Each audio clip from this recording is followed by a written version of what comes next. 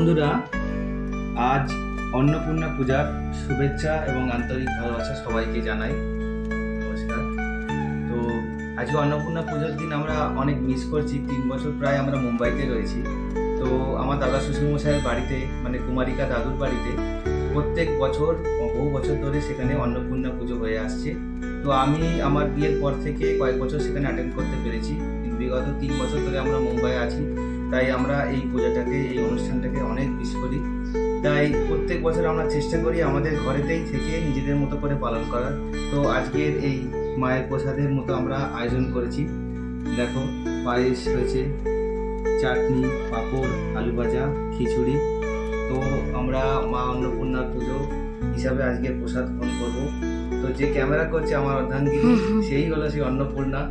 তো তার নিজের হাতে এত কিছু রান্না করেছে। তো আমি মা অন্নপূর্ণাকে মানে সেই তো অন্নপূর্ণা যে খাবার রান্না করে দেয়। আমার মা বাড়িতে রয়েছে, আরেকজন এখানে রয়েছে। তো আমার স্ত্রীরূপী অন্নপূর্ণা এবং মা রূপী অন্নপূর্ণাকে আমি প্রণাম জানিয়ে এই ভোগ গ্রহণ করছি। তো আপনারা সকলেই ভালো থাকবেন এবং মা অন্নপূর্ণাকে ডাকবেন যেন সবার অন্নের জোগাড় ঠিকঠাক সময় হয়ে যায়, কেউ যেন অভুক্ত না থাকে।